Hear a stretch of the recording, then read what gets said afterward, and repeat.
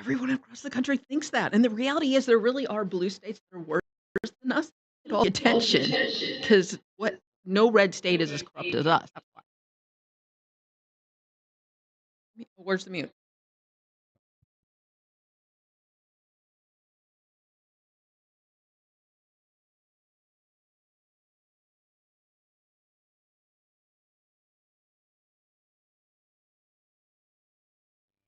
American gangsters,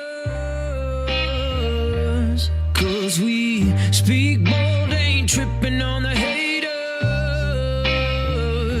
They could take freedom from a cold dead hands, locked and loaded for the last dance.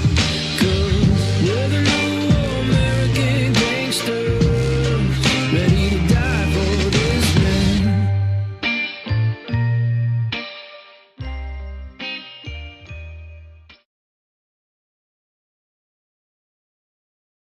Well, good evening, America. Brian James Blum here with Steve Robinson, and we have a lovely special guest, my most favoriteest journalist in America, right? Rachel Alexander. And how you doing, Rachel? I'm just doing good. Thanks for a nice introduction there. How you doing over there, Steve? Good. Cool. Good. We're all doing pretty damn good. I just upgraded you, Steve. Yep, first class. So we won't bill you for that. But so, Rachel, invited you here tonight because I'm sort of interested in. Well, you know what I'm interested in because we talk a lot and we've had you on the show before. But I thought first we would talk a little bit about you because you've got big news, don't you? It's almost akin to having a baby. Well, I wouldn't really call it having a baby because it's a lot easier than that. But yeah, I just launched my own podcast a couple of days ago called The Rachel Show. The Rachel Show. Yeah, it stands for Rachel Alexander Chat, Headlines, Elections, and Lawfare. Where can our viewers watch this show or So listen I'm to going to it? put it on YouTube and Rumble. I've only gotten around to uploading our first episode to YouTube right now. Right. So you just go to YouTube and put in / at Rachel or the Rachel Alexander Show. Are you gonna do it on X? Aren't you? I haven't even really thought it through that far. I know I'm going to have an X space about it coming up with the rhino removal project. I might put it on X too. I just want to see how YouTube and Rumble goes so far. Yeah. I used to have all my videos taken down on YouTube, but once they backed off, they put my videos back up. Right. Yeah. YouTube. Huh. They're much better these days. They're not scrubbing everything Right. like they used to. Right. Maybe they'll scrub the video I'm going to do tomorrow, but who knows? We'll see. My first video was about election fraud, so Yeah. we're going to test them on this. Yeah. So you also, aside from a podcast, which I would say is probably just as much work, if not more work, than a baby. No. Because I mean, we got to think about it all the time, right? You gotta make sure it's clean before you go on air, and all that wonderful stuff. But you also have a new job, don't you, as a journalist? Well, I have been helping out the Epoch Times because they opened an office recently in Arizona. Oh, congratulations to Epoch Times and welcome to Arizona. And it's been really exciting helping tell people about Epoch Times because people don't realize that it's everything. It's digital, it's TV. They have a print newspaper here. They're expanding while the local media is shrinking and their print newspapers are getting smaller and disappearing. They're charging more but delivering less. So, and you can find Epoch all over the state in stores. The print newspaper is everywhere in the stores. Right. So anyway, I just tell everybody if you want real, fair, balanced journalism, not partisan, this is the paper you need to subscribe to. This is, the big, fair, freedom-oriented paper in Arizona. and everybody should go get a discount. You can sign up at my pinned tweet on X. I've got a link right there to get the discount to sign up. Right. Well, I really like that because, you know, regardless of your position on issues, you should be able to take the heat, right? And so free, fair, and balanced is And if anybody it's good, takes the heat, it's Epoch Times. I mean, they right? were founded by Chinese dissidents who opposed the Chinese Communist Party, Right. and they founded it here in the United States, but they've Hmm. expanded it into China and across the world. And their Right. reporters have been put in prison. An Epoch Times reporter was put into prison for 10 years. And Wow. and over there, they undergo torture, Uh-huh. they harvest their body organs because they're putting these dissidents in prison, and Right. so these guys are fearless. I mean, they were one of Hmm. the first ones to expose that the COVID virus came out of the Wuhan lab, Uh-huh. and because of that, one of their top reporters, Josh, I can't think of his last name, Josh was one of the main ones exposing it, and he has received all kinds of threats from CCP associated people. Mhm. So, this is a fearless publication to keep putting that out there, Right. and they won't back down. Like, you look at a lot of these other conservative outlets, they won't cover this issue, they won't cover this issue, they're Right. too scared. Epoch is fearless. They Mhm. cover every issue. Well, good. And that's kind of a good segue into sort of the subject I wanted to raise with you today, and that is, political corruption, and why. Ultimately, by exposing political corruption, what I hope is that more and more people will come to the understanding that it's the people who need to run their elections at the local level because anything else is frankly corrupt.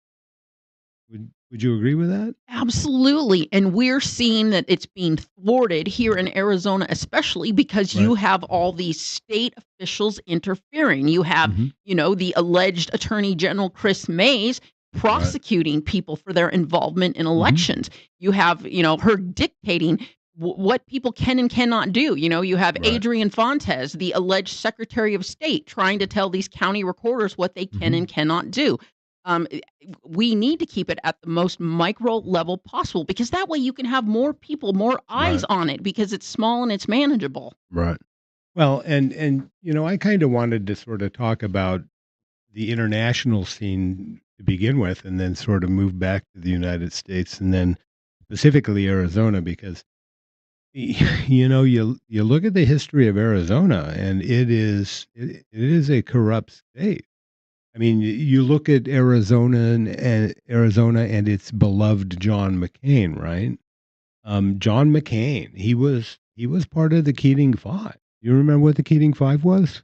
Yeah, and the reason John McCain got elected is because he married an heiress who, he married into a beer family, Hmm. and so that's how he was able to win. When you have that Right. much money, Right. it's almost impossible to defeat somebody, especially when they run ads around the clock Right. nonstop with conservative slogans. We Right. all remember in 2010, I was a staffer on the Uh-huh. J.D. Hayworth campaign when he tried to take on John McCain, and John McCain was allowed to use his $33 million presidential war chest in that Right. Senate race. Right. And we raised a respectable $3 million on that campaign. Uh-huh. But you can't match 3 million versus 33 million. That's how that guy stayed in power. He ran ads around the clock that said, build the dang fence, and pretended like he was tough on illegal Right. immigration. And then he got reelected. And of course, he went back to his Right. complete open border stance. Oh, 100%. And he was like the consummate hypocrite. One thing he did though is that I don't like. I was, living in Pima County at the time, in the 90s. I was with the Pima County GOP, and he ruled Arizona Republican Party politics and Arizona politics generally with an iron fist, Oh, right? he did. He would threaten you. I Yeah. I was threatened by John McCain 3 Uh-huh. times, and one time it caused a lot of damage. Right. So if you dared to counter him, you were just anathema. He would Right. destroy you. Right. Yeah, and that's sort of the politics. It's kind of like God. It's almost like being a lawyer today, right? I mean, it's like everything you file with the court, the other side's just constantly screaming and howling, sanctions, sanctions, sanctions, and I just had an appellate, action. We just argued, and here in Division One, and the appellants filed their brief saying, "Oh, you know, defense counsel, made these statements in closing and opening argument that misled the court, right? Trying to get me into trouble, saying I misled the court, right? Bunch of hawk hooey bunk. But it's just this constant, attack of anybody who would actually try to criticize you or have an open dialogue. And so that's sort of the antithesis of having elections at the local level, right? You get John McCain wanted to govern everything from, you know, all the way to the top of the state of Arizona down to every little last precinct committeeman, right? Oh, yeah, Yeah. we all remember the stories of the McCain PCs versus the other PCs and how the McCain people would go around trying to get in all their PCs, And, what's the guy who wrote the book? The name is will come to me. Pr Dan, Precinct Committee, Experience. I have no idea. But he literally wrote a book, and his whole thing was, "Let's take the PCs back from the McCain PCs." Right.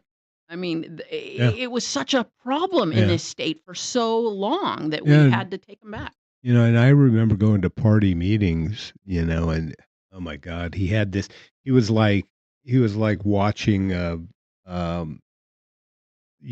movie about the French royalty or something, right? He walks in and he's got all these people on his arms and I mean his Entourage, fake entourage. entourage, Right. like he really needs an Right. entourage. Right. But anyway, and so let's talk about you're familiar with Vladimir Zelensky, right? Oh, yes. Yeah, you know who he is. He's a lovely guy, isn't he? Not my type. Vladimir Zelensky, he is the dictator of the Ukraine, right? A lot of people call him, a hero and stuff, but Way um, more convoluted than that. oh yeah, he allow free and fair elections in the Ukraine? No. Does he jail his political opponents in the Ukraine? Yeah. Do he and his people pocket U.S. tax dollars? Yeah. And so pull up number one there, Steve, if you would. All right, here's number one. This is Vladimir Zelensky, leaning over a barrel of a US dollar stolen directly out of your paycheck because, well, if you live in the state of Arizona, neither of your senators will endorse a complete repudiation of the income tax, which they should, right? Do you support a complete repudiation of the income tax? I have supported that since I was young enough to understand at, like, age 10. Yeah, yeah. Well, that's good.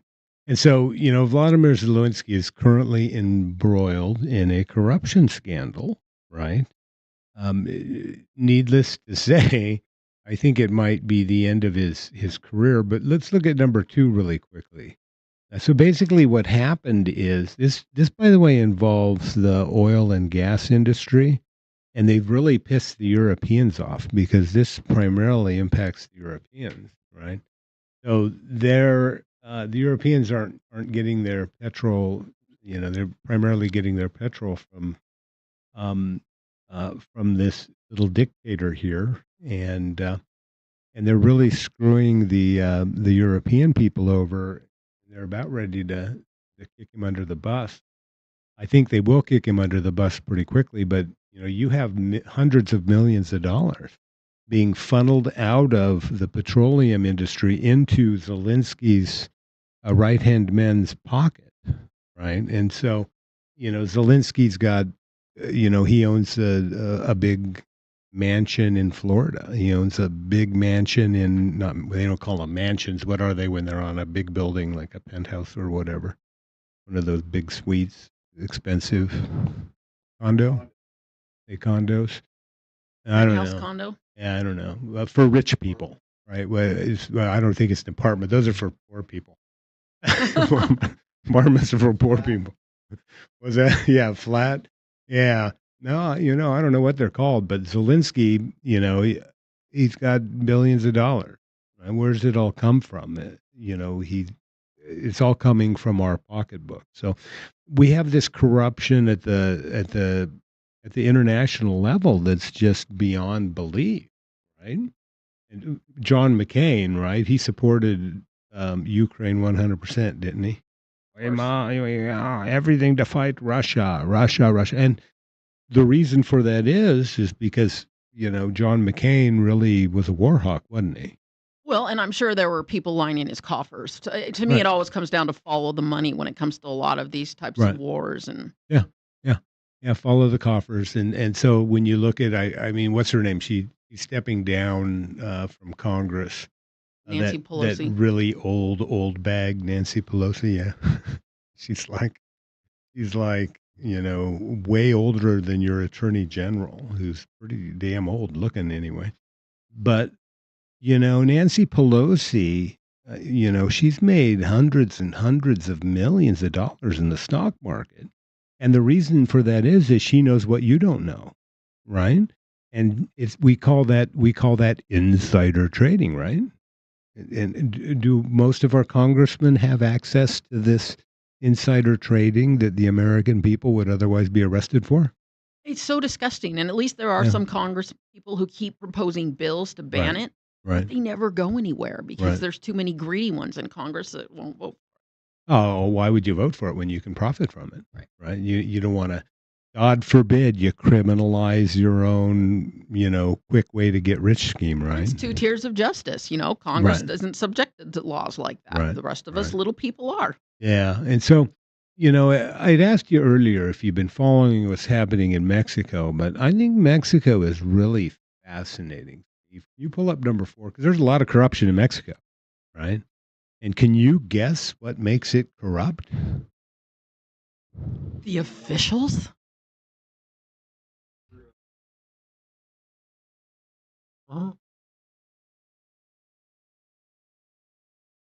What is Generation Z anyway? Do you know? Steve, do you know? Anybody in the room know? Studio audience, what is Generation Z? Well, what generation are you? I don't reveal my age. You're not. It's within a huge gap. I don't even go there. Okay, Generation Z is primarily, I would say, they're about 15 to age 28, I think, 15 to 28. maybe 13 to 28. Okay, you can go put it back up. Generation Z, right? Just recently stormed, and this is a picture of it. Do we have any video or anything of that? No go? Okay, so, Generation Z, they recently, this weekend, stormed the presidential palace, right? And they're basically referring to their president as the narco presidente, right? You have this massive corruption in Mexico. That's the Mexican government's controlled in large part by the drug trade, right? And so you have all of this on our southern border, this huge, huge bastion of corruption, right? Does Arizona have corruption related to that whole narco industry? People keep saying the cartels are behind some of our Democratic elected officials, Hmm. but that's something, honestly, Brian, that we need to dig into more Right. because I don't feel like we have the evidence quite showing it, Right. and if we did, we could take them to court.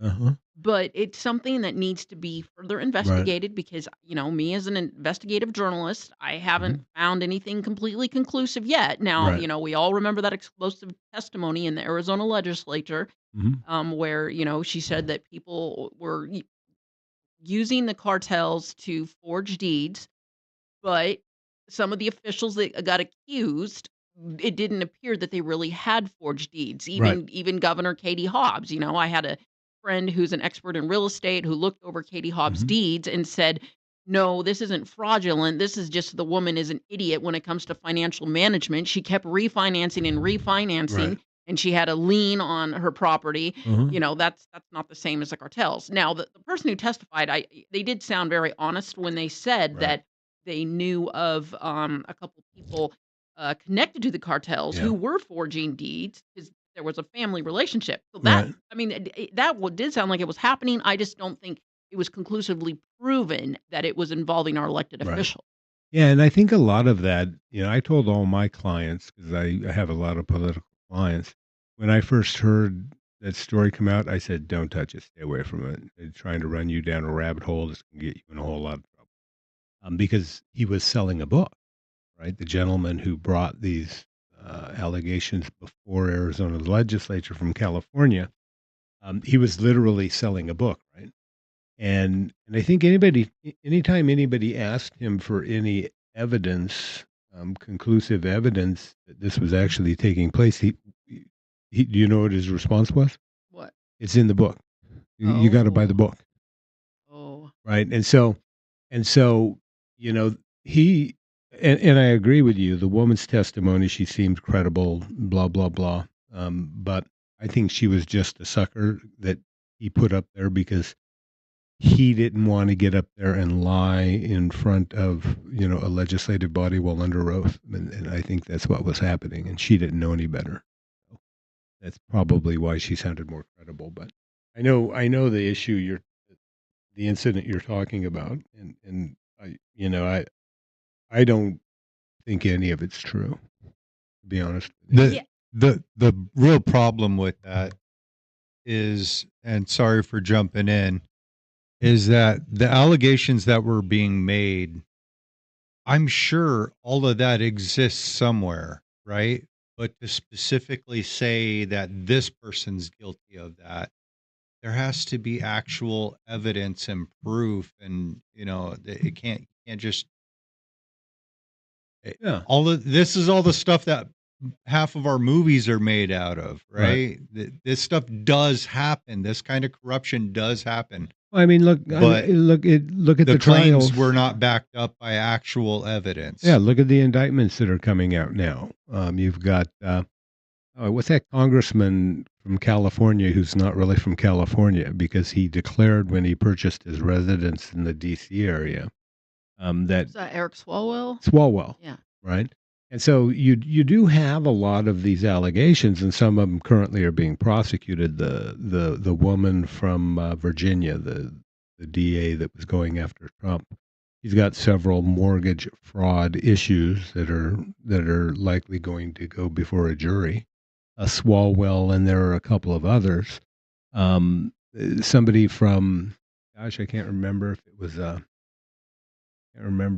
a stock issue or an issue with a mortgage, but this stuff does happen. But the gentleman who is bringing these particular allegations at the time he was bringing them, to be honest with you, it was my belief that what he was trying to do was to suck all of the MAGA conservatives into pushing and chanting his themes, that they would all be then, completely, gosh, what's the word I'm looking for? Discredited? Discredited, 100% discredited.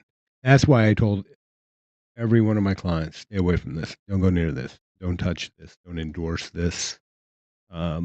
If somebody asks you about it, say you don't know anything about it, right? Well, Because what tipped me off finally? Because at yeah, first I was, oh, let's investigate this, and it sounds good. I'll write a story. But what gave me a full stop was when he accused to an Arizona Republic reporter, Wendy Rogers, Senator Wendy Rogers, of having fraudulent deeds. That I was done. I mean, that woman is squeaky clean, ethical. We know her very well. And once you accuse her of that, you lose me. yeah. Go You ahead. guys want me to jump in because she brought it up? When the allegation was made against Wendy reached out to me and Shelby, and she opened up everything, gave us access to all of her accounts, Yep. everything. Transparent. Just she said, "Here is access to everything. Investigate me. because if there is something wrong in my documents or in my past, I want to know about it because I'm not Mhm. aware of it. I didn't do anything wrong that I Yep. know of, and we went through everything. We looked up everything, and she was squeaky clean. Yeah. Um, I can't envision her doing that either. So, but he was trying to sell books. And I think, gosh, what's the term they use for um, when they bring forth these fake issues? They try to get you to buy it Red on them. herring or Well, yeah, there's a specific political term for it. You remember what it is? I'm looking out there, the studio audience at my honey. Uh, hey, how you doing, So honey? there's the term twinning operation comes up too. What operation? Twinning? Twinning? Yeah. Yeah. There's another name for it too, operation though. Gosh, I must be getting old or something. covert. It's Um, not gaslighting. yeah, I don't know. Anyway, it basically they wanted people to jump on it. I mean, and look at the member of the House of Representatives who did jump on it the hardest. And they destroyed her. They got Totally. her booted out of the legislature. She destroyed herself, right? She had an opportunity to go before a committee and say, "Yeah, mea culpa," right? We should admit when we're wrong, if we're wrong. And she just, to this day, refuses to admit she's wrong, probably still pushing the same beliefs. But it destroyed her career, destroyed her political career, right? And now, yeah, she's got some power and influence in the Republican Party, right? But is that going to translate to anything really? Probably not. Yeah. And I just have to point out for everyone, Senator Rogers is so squeaky clean that unlike most of us, including Mhm. myself, I have a lead foot. She always drives under the speed limit. I know. We hike quite a bit when I'm here. And so sometimes, I'll be following her to the trailhead or she's following me. If I'm behind her, it's like, ugh. I like it when Hal's driving, right? When Hal, I once followed her to her yeah. house in Flagstaff, which is not a trailer, contrary to the Right. lies of the mainstream media. And Yeah. I mean, it was amazing how slow I had to go to like follow Right. her. Right. And that's another funny thing. You bring that up, right? They accuse her of living in a trailer. And I would simply ask the question, so what? Who cares? Right? This is part of the problem with, the American system. And this is part of what gives rise to corruption in America, right? Is that we have all been raised and trained to pursue the almighty dollar, right? And so you have everybody, all the attorneys out there comparing themselves. My house in Scottsdale is bigger than your house in Scottsdale. Or, oh, you don't have a mansion in Scottsdale. You have a mansion in Mesa. Ew. Right? It's all this kind of, financial comparison. Well, and she has a couple of homes, Mhm. so it would almost be normal for her to have the second one be a trailer because a lot of people can't afford two homes, but Right. it's still false. It's a very Right. nice house. Oh, it's very nice. It's absolutely lovely. And in a very lovely neighborhood too, I might add. But Very cool neighborhood in Flagstaff. yeah, but it's like,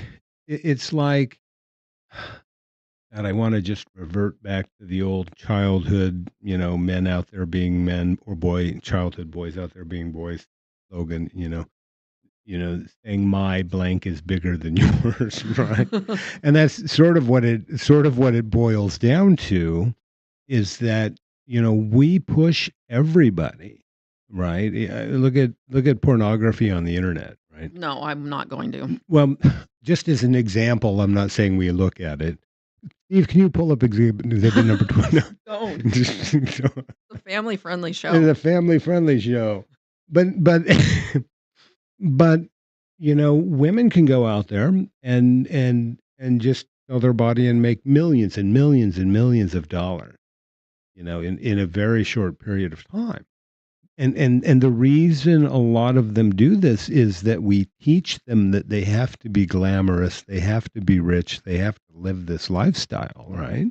You got to pursue the Mercedes. Hedonism. Yeah, you got to pursue the Mercedes Benz or the Porsche.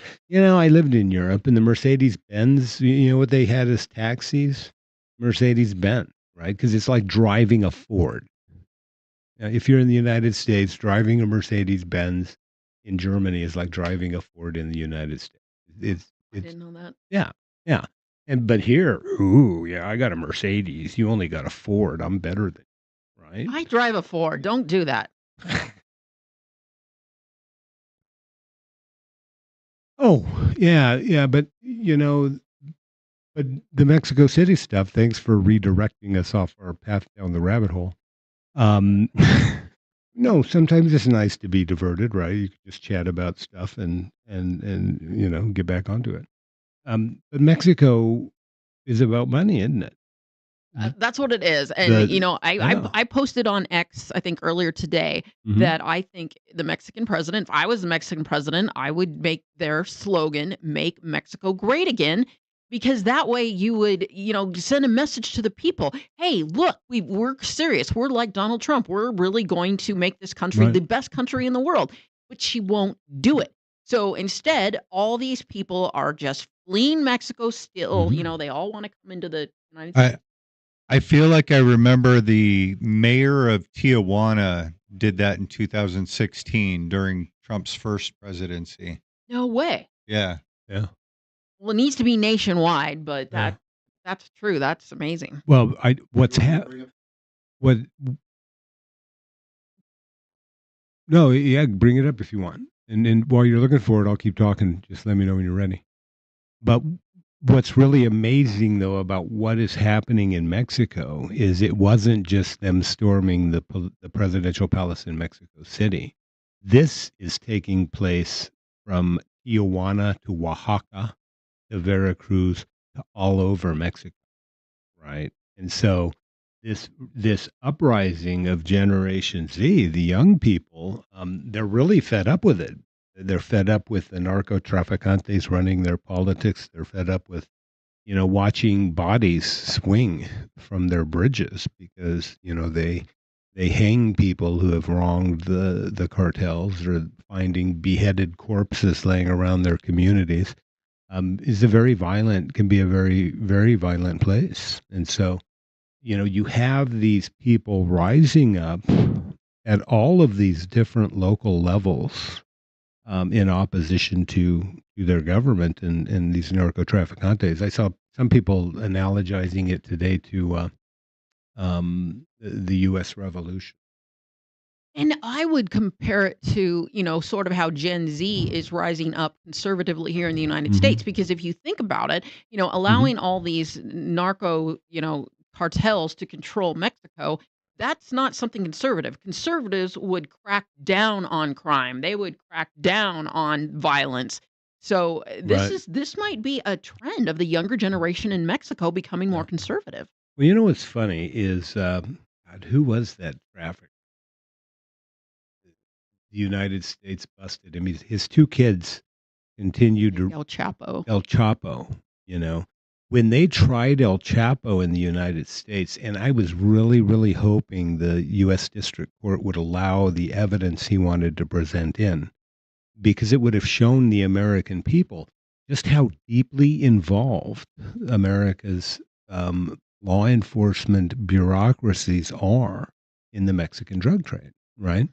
Because the evidence he wanted to bring in and show would have shown that the Drug Enforcement Agency, probably members of the Central Intelligence Agency, the FBI, actually worked with El Chapo, right? He would give them information on his other cartel enemies. The U.S. government would go in and take them out. And it's the United States federal government that made El Chapo, right? So we're creating many of these problems in Mexico by virtue of our foreign policies in those countries as it relates to the drug trade. Well, So, this all comes back mhm, around to Zelensky right. because the US will meddle in foreign countries that are Yep. fighting where there are both bad actors on both sides. Right. And so we pick and choose, okay, we're going to go with this bad actor against this bad actor. And a lot of times it's, we look back at the war in Iraq and a lot of Mhm. the, that fighting we did underneath Right. the second Bush administration, Right. especially. I mean, we're looking back and now we're second guessing and we're going, maybe we shouldn't have done that. Or like when we Right. took out, Gaddafi in Libya, Right. everyone's really looking back there and saying, oh, nope, we should, maybe we shouldn't have done that. We were guessing, picking the lesser of two evils, and we're not Right. always right. No, and I would say more often than not, we're wrong, right? But when you look, especially, I think, at the Middle East and U.S. involvement in the Middle East, we have created so many problems in the Middle East. Our continued um, alliance, if you call it that. A lot of people are saying that Israel actually controls the United States government I don't vis-a-vis believe that. whatever, but Israel does have a huge, significant influence in the United True. States, and so if you watch my show on Twitter, I'm going to have a show about that tomorrow or the day after, as soon as I leave town tomorrow. But you have the United States intermeddling in all of these countries that leads to, sort of this cesspool that continues and continues and continues, and it's all based on money, right? Mhm. And so, how much money does the CIA skim off the top when the government is down in other countries screwing around in their drug trade, right? That they funnel into their own Swiss bank accounts that they can use for, other black ops that neither Congress nor the president are ever advised of, right? And so, a lot of interesting stuff. But in the United States, especially Arizona is got a huge history of corruption, doesn't it? Oh my gosh. I mean, there Yeah. was a study that came out not too long ago that said Arizona is the most corrupt state in the nation. Oh yeah. And it was put out by people on the left. Yeah. I mean, it Yeah. wasn't really like a partisan thing, but yeah, I mean, the corruption here goes back, way before John McCain even. Right. Well, we mentioned John McCain, but I know the New Times had a big article out about corruption in the state of Arizona. And they had, as I think, their number one corrupt guy was Joe Arpaio, right? As their number one corrupt guy. Was Arpaio engaged in corruption? I mean, there might have been policy disagreements between Arpaio and the left. There were huge policy disagreements between Arpaio and the left. But whether or not there was actual what we would call corruption, Arpaio wasn't going to bank regulators on behalf of a financial contributor and saying, "Hey, cut Lincoln Savings and Loan some slack," right? Well, if he was really that corrupt, they would have found a way to prosecute him. All they did when Right. they tried to prosecute him, okay, is they said that he was, illegally profiling illegal immigrants, Right. and related to that. And we Right. all know, and I've written extensively about that. Mhm. He wasn't racially profiling illegal immigrants. I'm Mhm. sorry, but when you move to the United States, you have a car that's got broken down parts on it because you're not very wealthy, so you've got taillights out. You Mhm. don't know our driving laws because you learned in Mexico and you didn't take, driver's tests here. Of course, you're gonna be more likely to be pulled over, and a lot of I'm people don't gonna. realize that Phoenix has more Hispanics than whites. Mhm. So, the odds are that you're gonna have a significant proportion of Hispanics pulled over is even higher. Yeah. So it's bull crap, and don't get me started, gets me so angry. Maricopa County taxpayers have now paid something like, I don't know, was it $350 million for this Mhm. bogus type of agreement settlement that the Obama administration put in place to oversee the Maricopa County Sheriff's Office? I mean, Mhm. we just had this decision come out recently from the Supreme Court that Mhm. said ICE can racially profile illegal immigrants. That was a Mhm. Supreme Court case from, I think, Right. September. So why is the Maricopa County Sheriff's Office Mhm. still under this order for doing that exact same thing that the nation's highest court has now said is completely legal and constitutional? Because it makes people money. Right. At taxpayer expense, of course, Maricopa County taxpayer expense. I'm going to disagree with you on the whole driving thing, though, right? Because I've driven 30 of Mexico's, is it 33 states? I don't know. and I've driven in Peru, and I remember get pulled over in both countries, but specifically in Peru. I was driving up the Andean mountains from the coast, very steep, and I got stuck behind these two trucks. And I thought, "Holy cow, man! It's going to take me 2 months to make it up these mountains because that's a long drive. I mean, it's very steep mountains."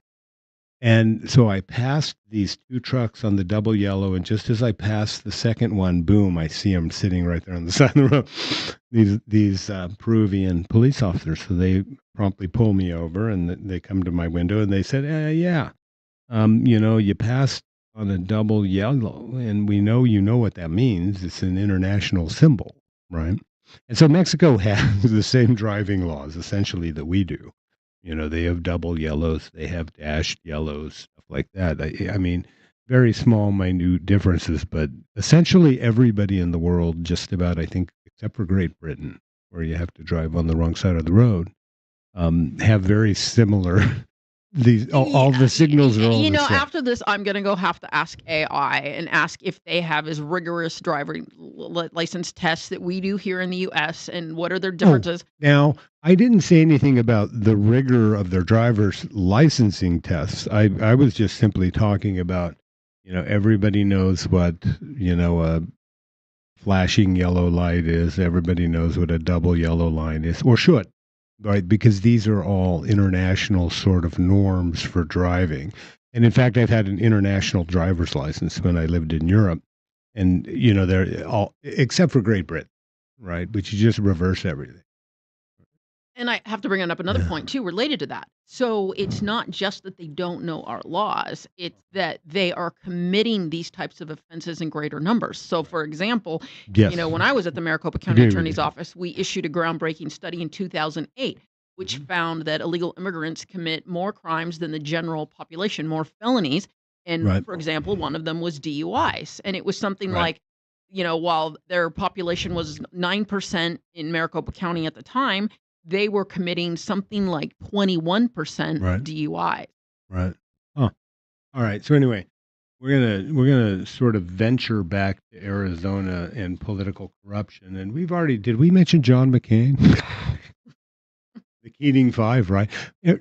DeConcini was a senator from the state of Arizona too, wasn't he? During the whole Keating Five thing, I think DeConcini was the senior senator from the state of Arizona. Nothing ever happened to John McCain or DeConcini, both just a little tap on the wrist, right? And the person they were supporting, Charles Keating, and his savings and loan, which went belly up, costing the American taxpayers, a ton of money. He was ultimately convicted, I believe. But our politicians who intervened with regulators on their behalf, nothing. And so we'll stay off. Have you heard of Evan Meekum? Governor Meekum? Oh, he's another one, right? He was indicted by a grand jury in 1988 for campaign finance violations and fraud. He was ultimately impeached by the legislature, right? Mm-hmm. And then we have, Governor Fife Symington. I love Governor Symington. I mean, I was very active in Arizona politics when Fife Symington was governor. I still have to say today that Governor Symington is my favorite all-time ever Arizona governor, even though he spent a lot of time in federal prison for fraud and other violations. I heard that was a political witch hunt, but I wasn't here at the time. Yeah. I wrote my first article ever in 1997 about him, exonerating him. I remember when I first started really coming up to Phoenix a lot during the Forbes campaigns. It's really Fife Symington that made the core of Phoenix what it is today. He sort of laid the groundwork for what would become a massive transformation of the city of Phoenix, right? Because the city of Phoenix was always just nothing but urban sprawl and really had a pretty crappy downtown, right?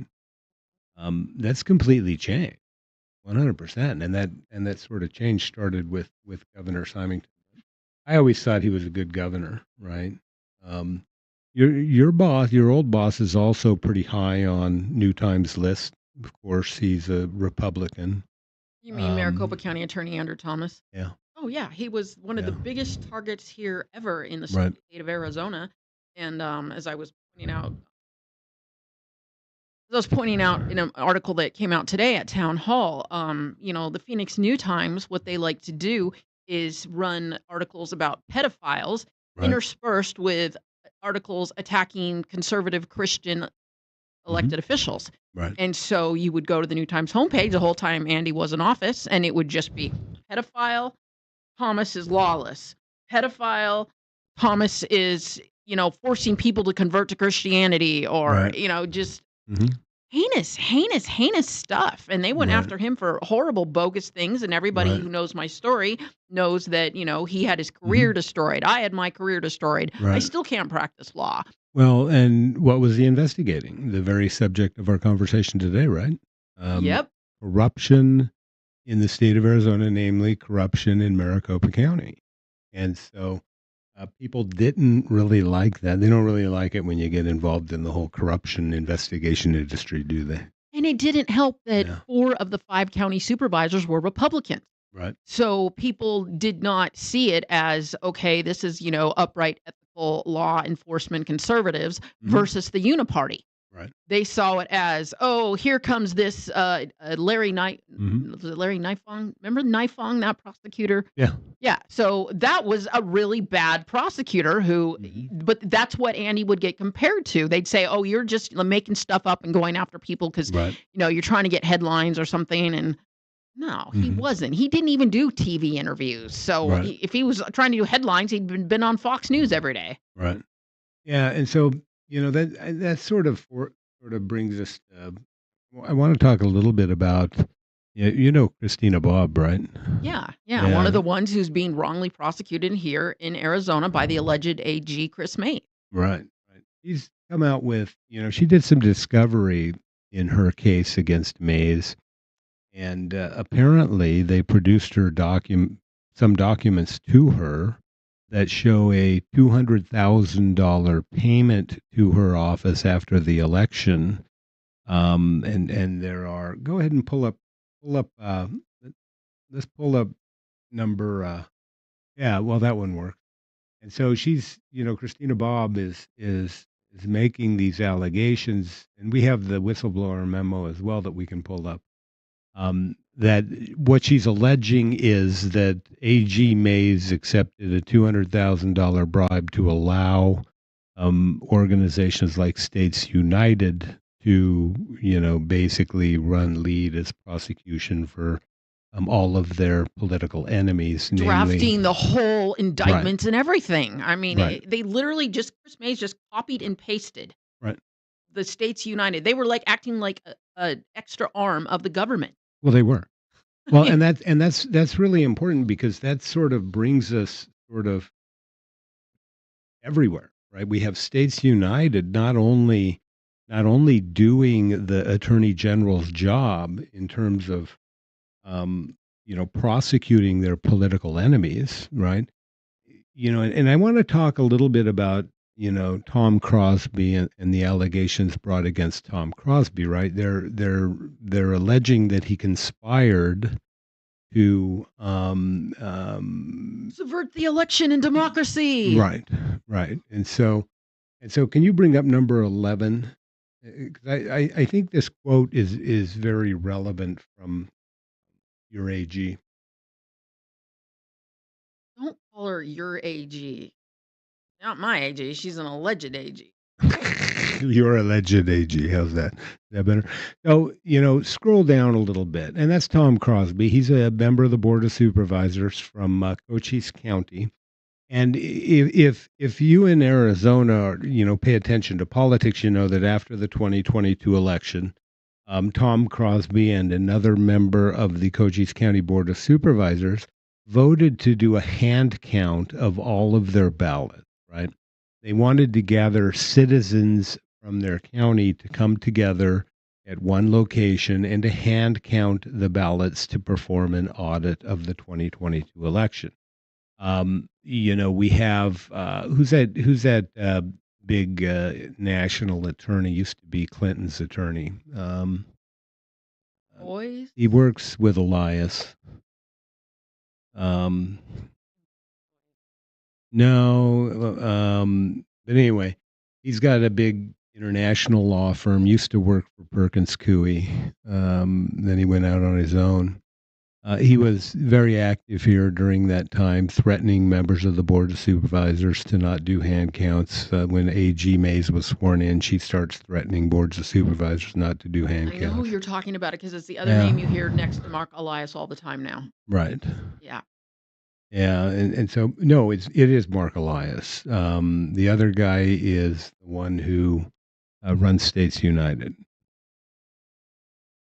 So you have the Elias Law Group, which is very active. It was very active here after the He had to start it 2022 because he got elections. kicked out of the Right, DNC being their attorney. right. And so um, you have all of this taking place, right, after the 2022 elections, and all they wanted to do was a simple hand count, right? And so it went all the way up to the appellate court, and the appellate court said, "Nope, sorry. If you want it." Specifically, it cited Arizona law accurately. It said, pursuant to the statutes, if you use machines, then you have to do your audit in this fashion, right? The operative term being if you use machines, right? Arizona law allows discretion to members of the Board of Supervisors to either use machines or to do original, first time hand counts. They don't have to use machines. But if they do use machines, they have to follow the audit procedure specified in Arizona revised statutes. And so pull that back up again real quick. I want to read this sort of dissect this quote from Mays, because this really gets to why elections controlled by the people at the local level are really important. Go to the next page. Oh, I would love some water. Did you want some water?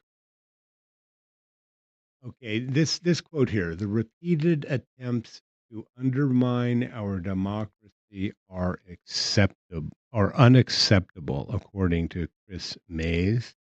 Well, first of all, we're not a democracy, but had They Chris don't Mays care. ever practiced as a lawyer, she probably would know that, right? Yeah.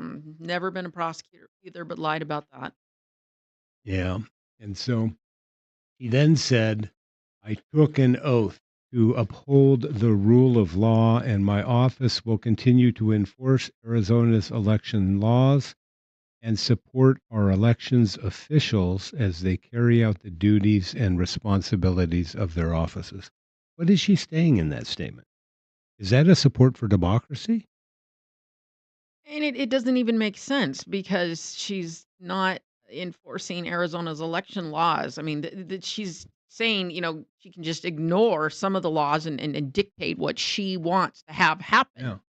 Well, but what she's also saying is that it's the actual election officials that determine who won our elections and not boards of supervisors or any other elected officials who have to canvass those elections, right? Well, as we discussed at the beginning of this show, we don't want people like the state attorney general choosing the election. It should all be handled Right, on the local level. She should right, not be getting involved.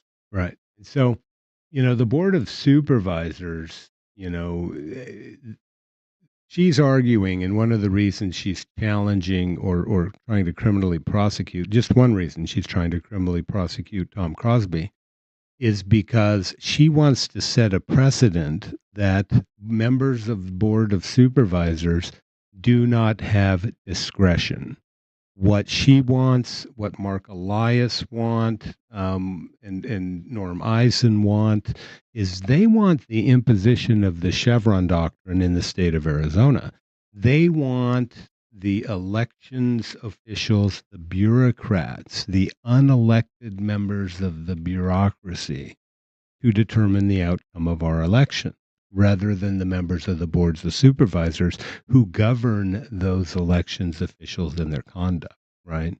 And so you have this effort to set a precedent that members of the boards of supervisors are no longer superior to the elections officials. They hire, they govern, but it's the elections officials themselves who are superior to the boards of supervisors, who simply have to accept their word for it. And Right. you, as an election attorney, me too, former election attorney, we know better than anyone that Mhm. Arizona revised statutes places almost all the power over elections in the county supervisors and the Right. county recorders. It gives very little to the state and Secretary Right. of State. I mean, Right.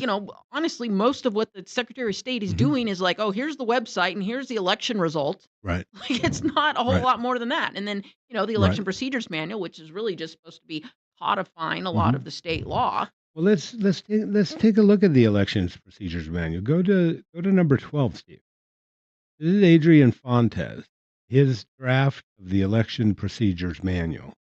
Adrian Fontes. Thank God we have attorneys in this world like Alexander Cullinan, right? Because he's both a state representative and an attorney, and he's forced to sue Adrian Fontes all the time And because wins a lot too. I think he's undefeated against Adrian Fontes, right? He used to. And so they recently had that huge case the last election where Adrian Fontes tried to withhold the identities of all of those voters. Do you remember that issue? Vaguely ringing a bell. Yeah, well, they tried to withhold all of the identity of all of these voters who hadn't proved their citizenship. That, yeah. Right. And so Alex won that one, or the people who brought it, Alex had a lot to do with it. They won that one, and so he was forced to divulge those names, right? Which is, only right. And so, Adrian Fontes, when he, the way it works for people who don't know, the Secretary of State drafts an election procedures manual, right? It fills in the blanks that the legislature didn't fill in, right? But it's supposed to follow the law. And so once it's approved by the Secretary of State, the governor, and the Attorney General, then it has the force of law in the state of Arizona. So do we have 12 ready?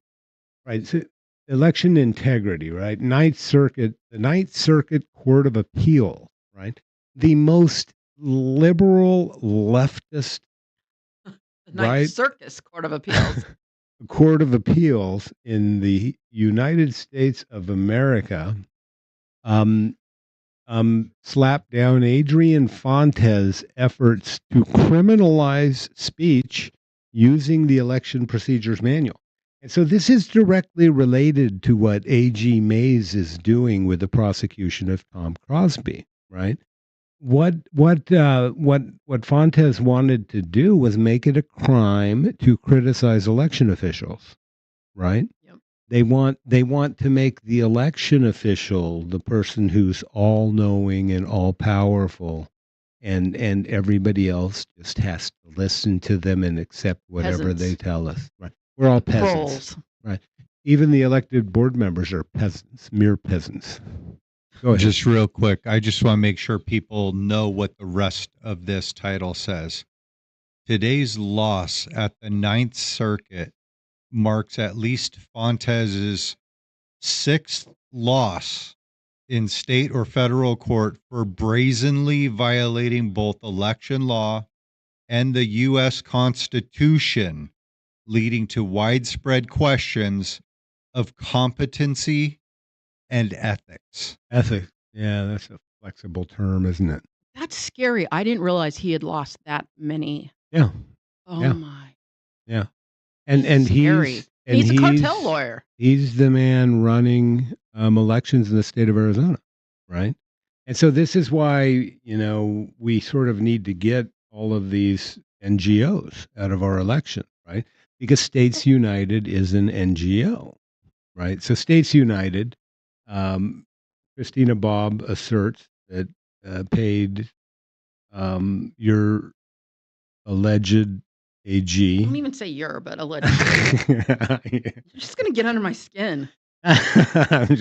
Is she? Yeah, I just want to aggravate you so we can talk about Oh no, we're not. Some topics are off limits. we're not gonna. We're not gonna. Yeah, pull the memo up. Pull the memo up.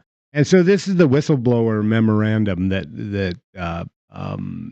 that she's relying on in making these allegations.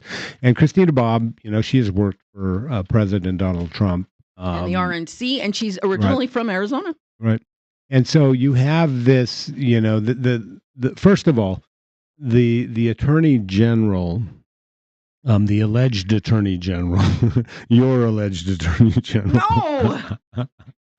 Your alleged Attorney General, first of all, flubbed the indictment completely, right? According to Arizona court. It was so bad, you guys, that I Yeah. wrote up an entire article about how bad it was and how Yeah. she just got the law all wrong, and it Right, was right. embarrassing. Well, and She's not a there, real attorney. yeah, and there's also a process whereby the federal law governs the selection of electors, right? And she completely ignored telling the grand jury about that relevant law, right? And so the result of that was, The judge threw the indictment out threw and the said, you're going indictment to out. have to bring it again They because you didn't give say- the jurors the key information they needed to know. And she hasn't brought it, has she?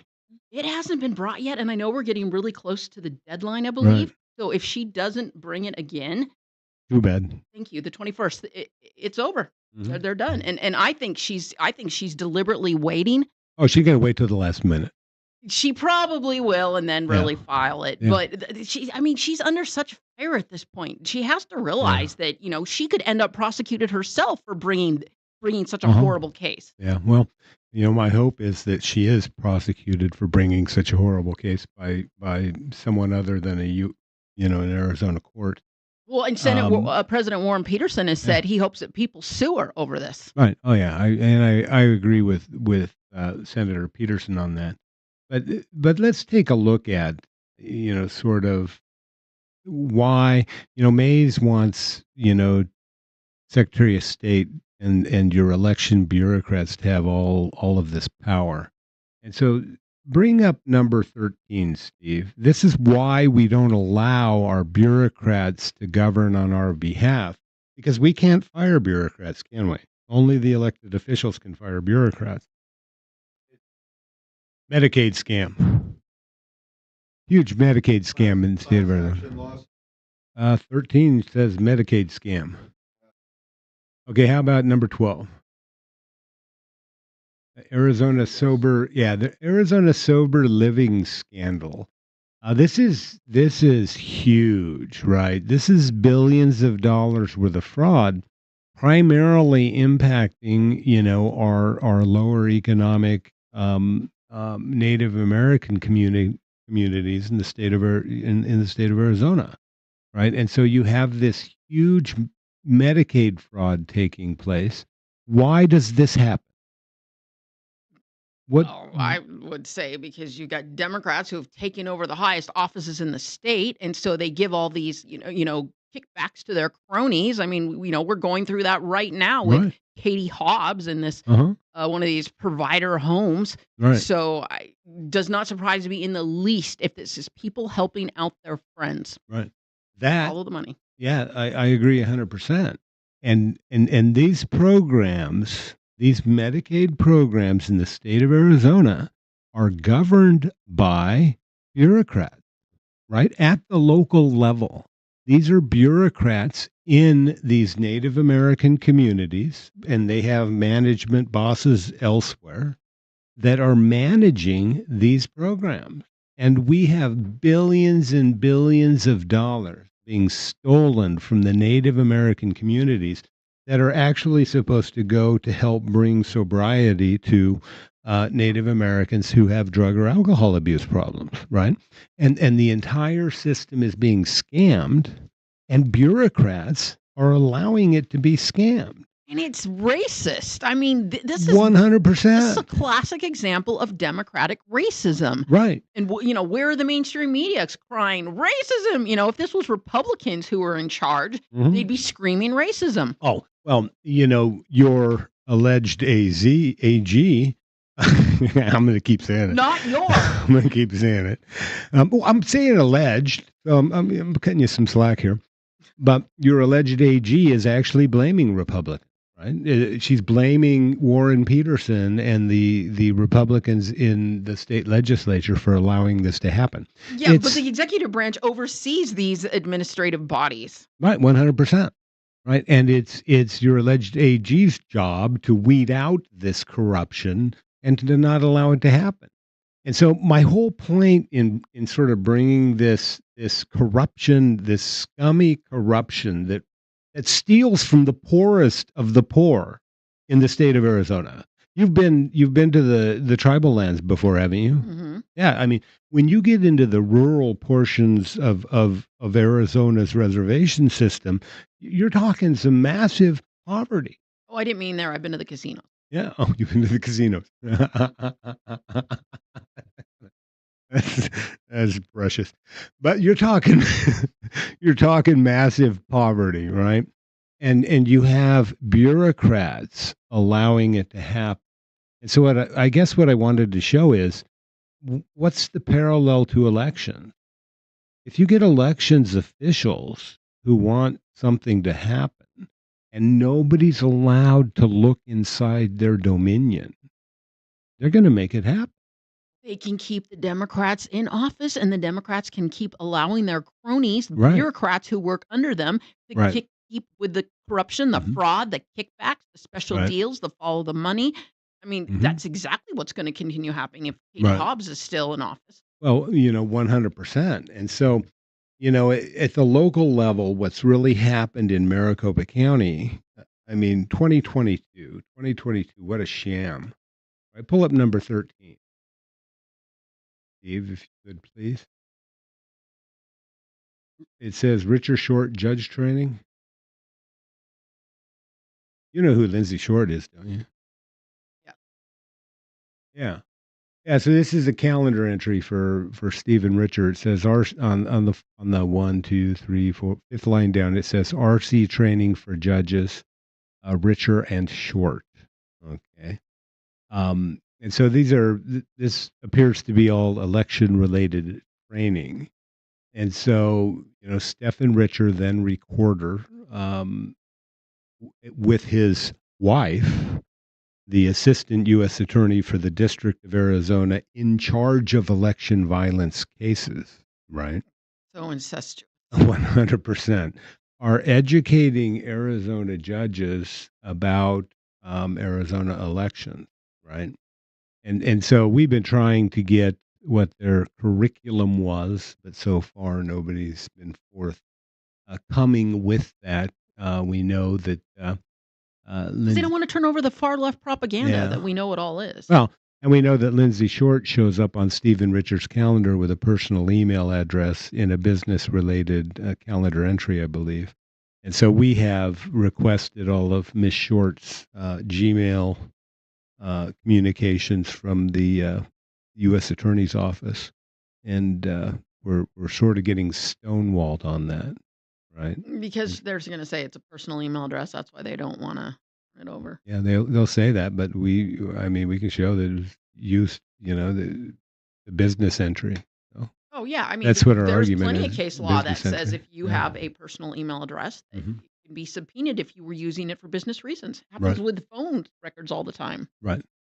So, Stephen Richard also has his personal email address floating out there. Rachel Mitchell, I believe, has a personal email address floating out there on Stephen Richard's calendar. So they're using their personal emails for business. Well, and so the reason I bring this up is most of this is associated with States United entries on Stephen Richards' calendar, because States United was basically allowed into the administration of Arizona elections. And if they were conducting Right. their business with States United using personal email Uh-huh. addresses, that's a I don't know if that's fully a crime, but that's against the law. Yeah, should be a crime. It should be a crime because your personal email doesn't automatically get what? Doesn't get saved, right? Or Right. No records it- retention policy. right? It's not subject to public records requests. And the intent to Yeah. hide, there's probably a crime there, but, hey, look what happened with Hillary Clinton, and her emails. I mean, all Right. those personal Right. emails and who cares? Yeah. Yeah. Nobody cared. Nobody cared. The reason I say nobody cared about that is because George Bush did the same thing. Right. George Bush, when he was president of the United States of America, ran all of his emails through the Republican National Committee, which then deleted them all.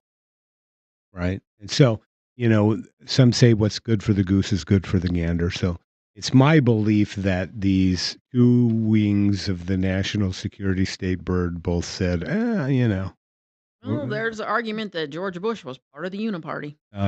he's no doubt still part of the uniparty. But so the reason, the reason I think is important, especially states united, we need the Department of Justice to intervene in the state of Arizona to investigate a potential conspiracy to determine the outcome of the 2022 elections between a large group of people, right?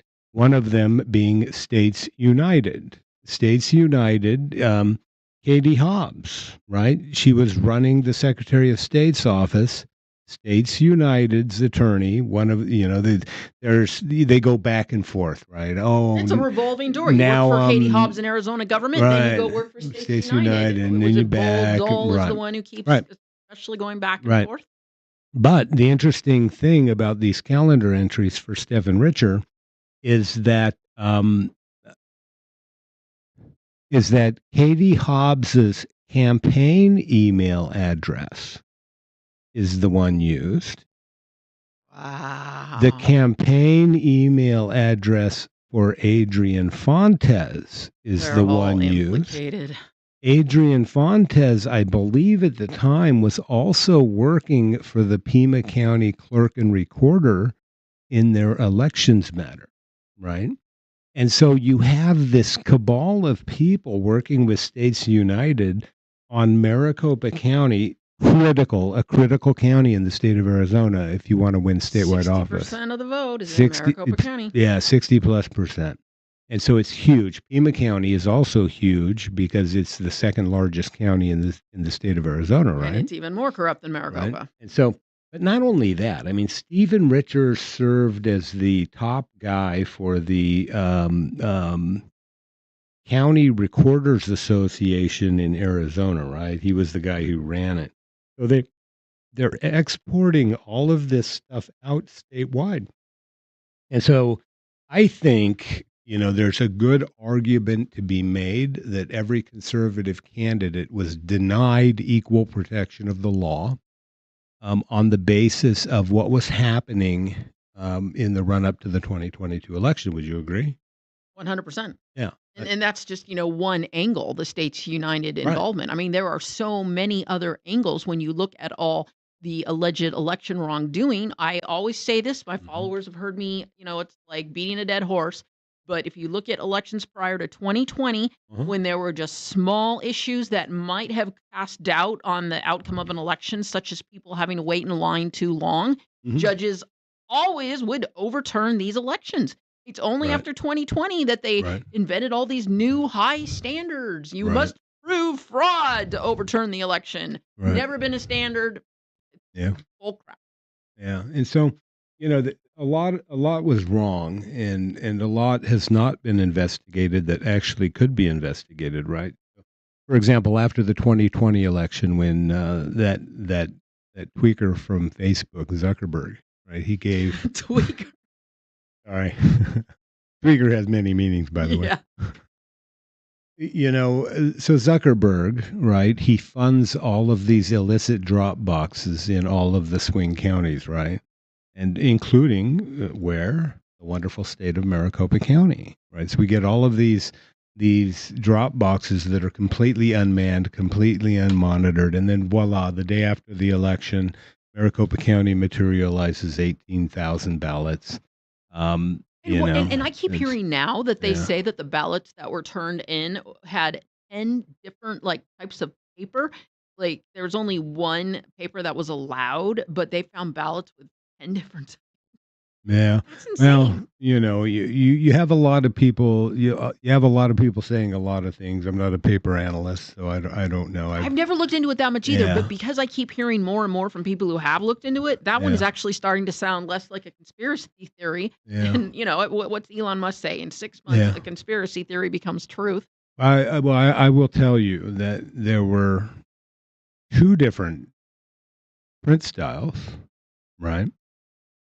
And so you have to kind of, what printers have an ID, right? Just like a fingerprint, right? That when they throw ink out, they throw ink out a specific way every time.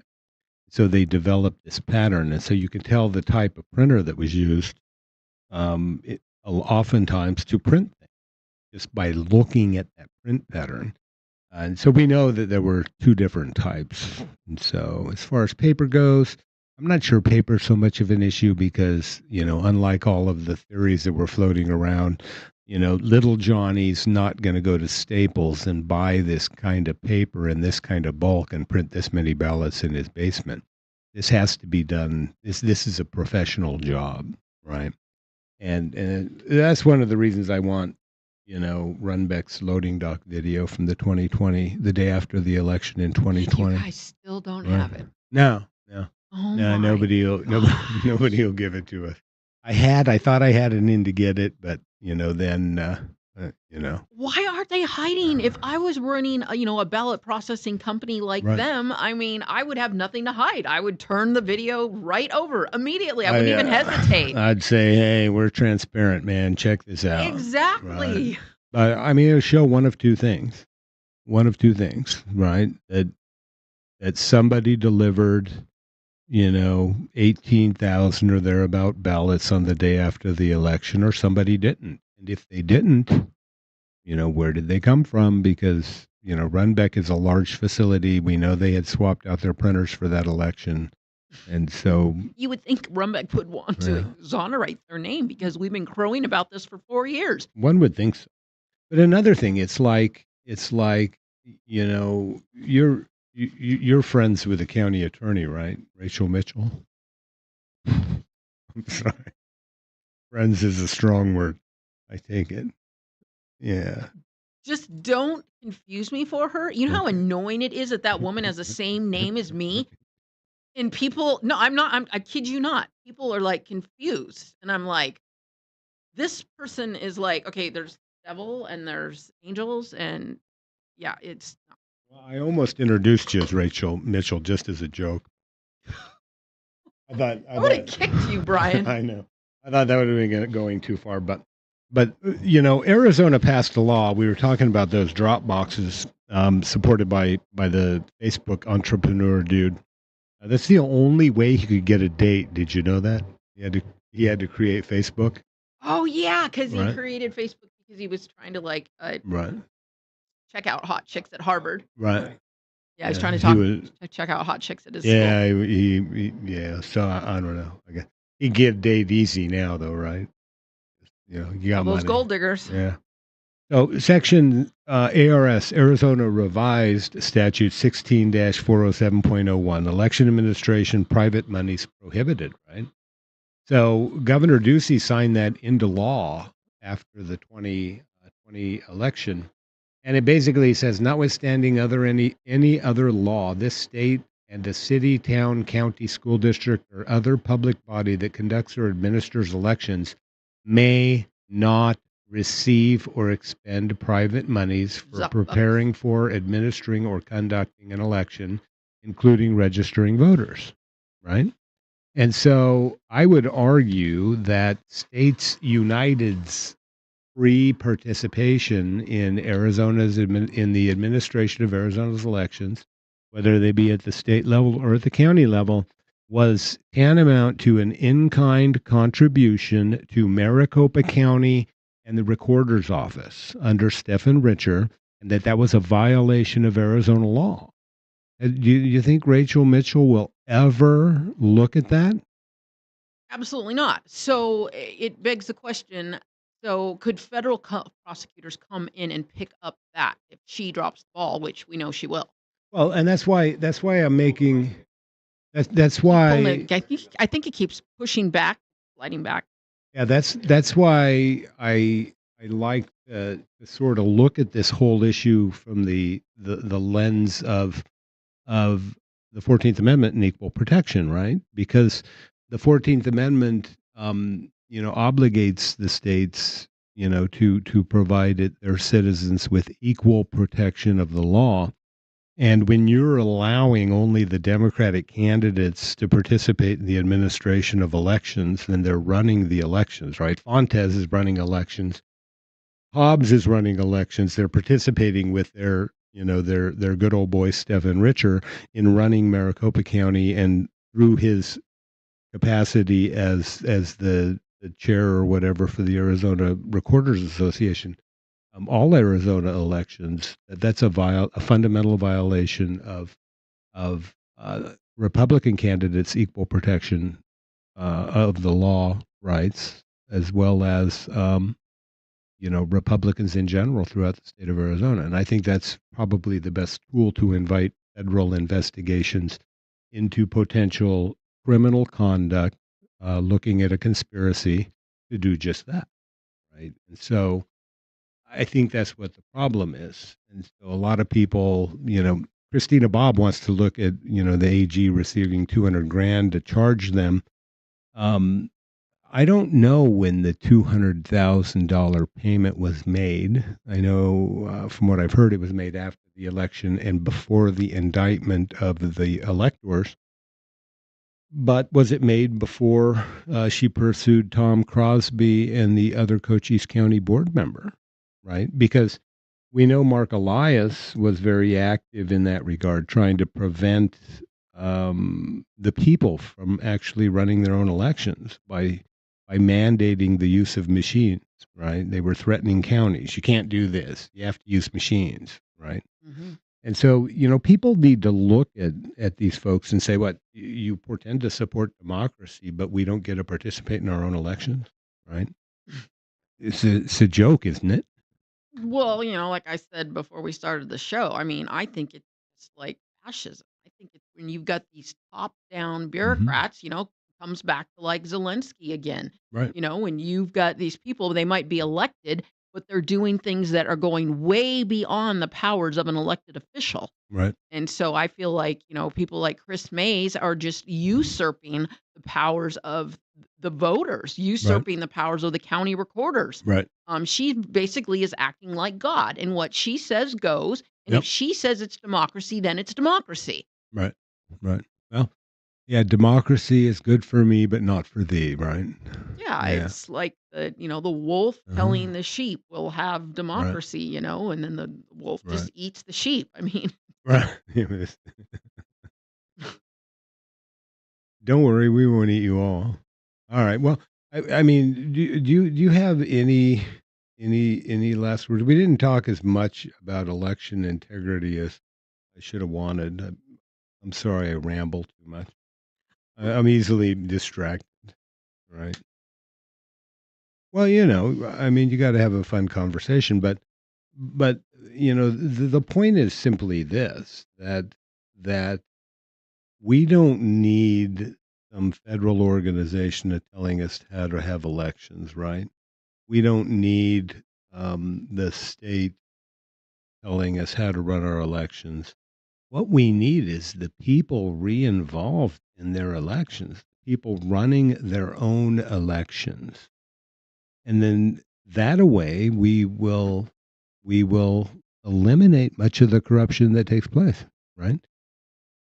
You're familiar with the indictments that were brought against what was the machine company that was indicted for trying to bribe another country? right? It wasn't Dominion, but it was Yeah, one of the other big ones. one of the big ones, right?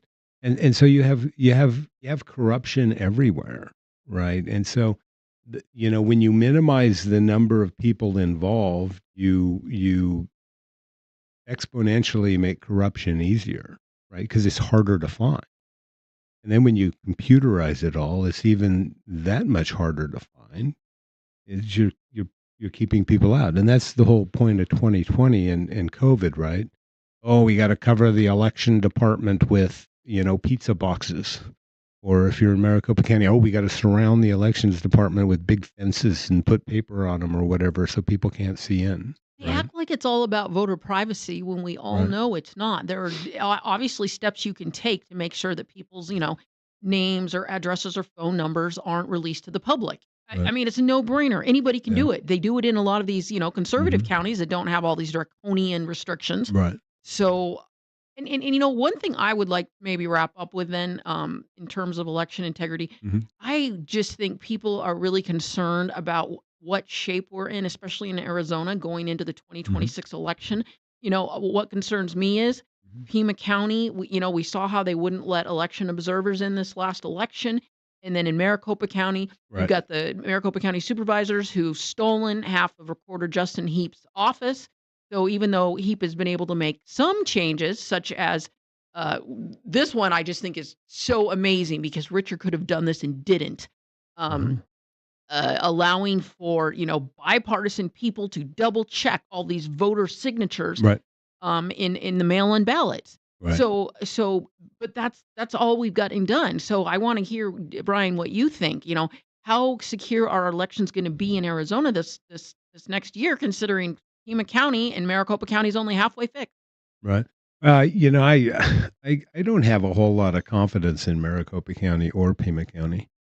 Having lived, and worked in the political sphere in Pima County for a long time in my younger days, I'm not sure. What I do think needs to happen and what helps, but I'm not sure. I see we have that is, I think the Kerry Lake matter helped, right? Because we were on the docket for just about 2 years, right? And that was from one cycle to the next, right? And that helped keep the volume up, it helped keep the noise up, right? Yep. And that's what people in Maricopa County and that's what conservatives in Pima County need to do is we need to keep the volume up, right? And I'm not talking about violence or anything like that. I'm talking about like what we're doing now, having conversations, talking, letting your neighbors know, hey, this is taking place, this needs to be stopped. Call a conservative lawyer and say, hey, what's going on with it, right? We need to keep the volume up. We File need public to records be requests. You right. guys are good at that. File public records requests, which, by the way, are we're supposed to have a very liberal. You guys here are supposed to have a very liberal Public Records Act, but it can be very, very difficult to get public records, especially relating to elections these days. It's like everything's going into this black box where the people can't see. And so people need to work to open that box, get in that box. If you want to learn how to do public records requests, call the People USA Alliance and we'll have a training session for you. We'll teach you, we'll show you how to do it. We'll even help you do it. And so, you got to stay active, you got to stay involved, and you got to stay loud. Right. But I want to talk really quickly about one more thing about the Crosby matter, right? Tom Crosby said one of the reasons that he didn't want to just go in and certify, he wanted to exercise his discretion as a member of the board of supervisors, was he had questions as to whether or not the machines used in that election cycle were actually certified pursuant to Arizona law. And so Arizona law requires two things. So if you want to go read Arizona Revised Statute Section 16442B, um, there are two things that voting machines for use in Arizona must comply with. Right? They first must comply with the Help America Vote Act of 2002. And this is critical, and they must be certified by a laboratory accredited pursuant to the Help America Vote Act 2002. So everything, the use of these machines in Arizona is contingent upon those two things, right? It's not an and or, it's an and. And so, Mr. Crosby had expressed some reservation that the accrediting agencies responsible for certifying the machines that were used in Cochise County had not been timely accredited, I believe, the argument is, by the agencies accredited by HAVA, right? And that's something that has to happen. And so, looking at the whole machine issue, it's like, you know, Cochise County wanted to hand count their ballot. They weren't allowed to. Why, in a free country, if we are a free country, if we are unlike the people in the Ukraine, which are not free, because they don't even have elections in the Ukraine anymore. If we're a free country, why cannot the people gather together around a table like this one and count ballots? And I just want to add, because I come from a tech background, the whole thing with the machine certification, this is a problem all around the country. I have written articles about a group of guys that were looking into Maricopa County and Pima County, I believe, their machines not being certified. So this literally violates the law of large numbers. There should Right. not be this many mistakes. Oh, we forgot to certify the machines Right. in all these counties all across the Uh-huh. United States. And why is it being done? The conspiracy theorist in me is saying because when these machines are kept up to date and they have the correct software, then it stops former loopholes that hackers could get into. Right. It's being deliberately done, and I believe that these election officials, and I've said this from the beginning, these uniparty election officials who are responsible for this, they look the other way. They don't want to get caught committing felonies themselves because Richard didn't want to go to prison. But if he just looks the other way, they can never Right. prove that he knew it was going on. Right. Well, and we showed, and I was at the appellate arguments in the Lake matter before the Court of Appeals in Tucson, Division 2, and there was no argument made that they didn't change the software after they had done their LNA testing, and that's another issue too. How are you changing the software, not conducting additional public LNA testing to verify the results of those, the testing, make sure the machines are working right. But that's a whole nother story. And so with that, I just want to thank you for being here tonight. Thank you for having me. A pleasure hanging out and just shooting the, I guess, crapola with you for a while. Yeah. Making fun of the alleged AG. Yeah, making fun of the alleged AG and, and her hero, John McCain, right? Yeah, just remember Keating 5, folks. Linking savings and loan and ask yourself how much John McCain cost you because on behalf of his donor, he went and pled for regulator mercy prior to Lincoln going under. Must be nice. Must be nice. Tears of justice. Tears of justice. Bourgeoisie versus us little proles. Yeah. Well, that's what it's all about. We're just going to be peons forever, right? Yep. Yeah. Peasant. Steve, are you a peasant? Okay. We're all peasants. Well, and with that, I want to wish you all a good night. If you watched, thank you for watching, and give Rachel a follow. Follow her new podcast. She's told you where to find. You want to say where to find it again? Well, it'll be on my X feed. I need to add it, but go to Rach_IC on X. Yeah. Well, it's easy to do. This is going out on X, right? Yeah. There you go.